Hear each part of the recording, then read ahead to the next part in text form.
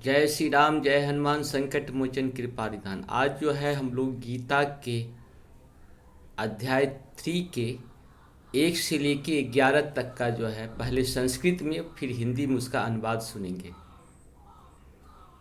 अर्जुनवाच यायसी चेत कर्मणस्ते मता बुधिर्जनार्दन तार्किक कर्मणि घोरे मांग नियोजयसी केशव। अर्थात अर्जुन ने कहा, हे जनार्दन, हे केशव, यदि आप बुद्धि को सकाम कर्म से श्रेष्ठ समझते हैं तो फिर आप मुझे इस घोर युद्ध में क्यों लगाना चाहते हैं। व्यामिश्रेणे वाक्येन बुद्धिमोहयसीव मे तदेकं वदः निश्चिन्त्य येन श्रेयो हमापुन्याम। अर्थात आपके व्यामिश्रित उपदेशों से मेरी बुद्धि मोहित हो गई है, अतः कृपा करके निश्चयपूर्वक मुझे बताएं कि इसमें से मेरे लिए सर्वाधिक श्रेष्ठकर क्या होगा। श्री भगवान वाच लोके अस्मिनि द्वे विद्धा निष्ठा पुरा प्रोक्ता मया नघ ज्ञान योगेन सांख्येनां कर्म योगेन योगिनाम।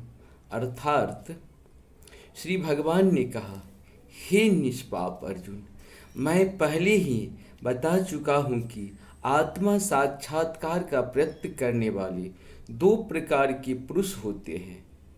कुछ इसे ज्ञान योग द्वारा समझते का प्रयत्न करते हैं तो कुछ भक्तिमय सेवा के द्वारा।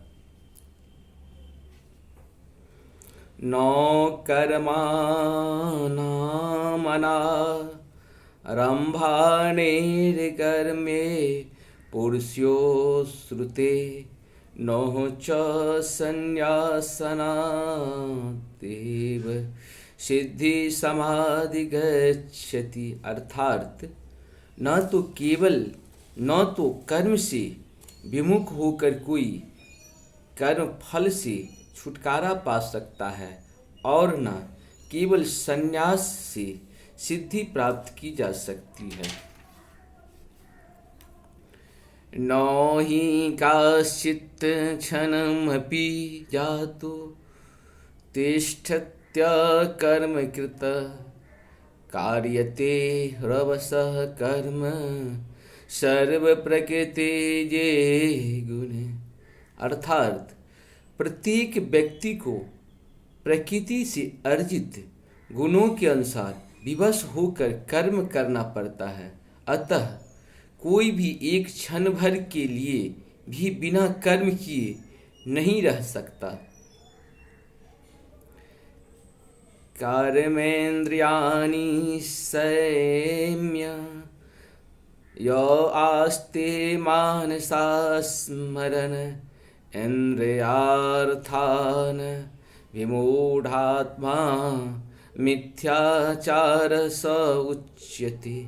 अर्थात जो कामेंद्रियों को बस में तो करता है किंतु जिसका मन इंद्रिय विषयों का चिंतन करता रहता है वह निश्चित रूप से स्वयं को धोखा देता है और मिथ्याचारी कहलाता है। यस्त्विन्द्रियाणि मनसा नियम्यारभतेऽर्जुन कर्मेन्द्रिये कर्मयोगं शक्य स विशिष्यते। अर्थात दूसरी ओर यदि कोई निष्ठावान व्यक्ति अपने मन के द्वारा कामेंद्रियों को बस में करने का प्रयत्न करता है और बिना किसी आसक्ति के कर्मयोग प्रारंभ करता है तो वह अति उत्कृष्ट है।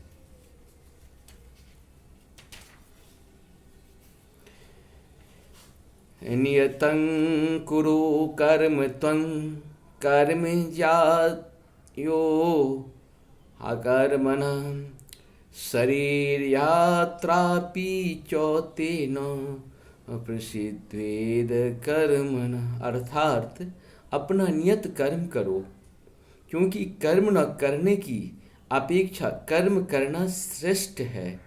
कर्म के बिना तो शरीर निर्वाह भी नहीं हो सकता। यज्ञार्थात्मकर्मणोऽन्यत्र लोकोऽयं कर्म बन्धनः तदर्थ कर्म कौन्तेय मोक्षांग समाचर।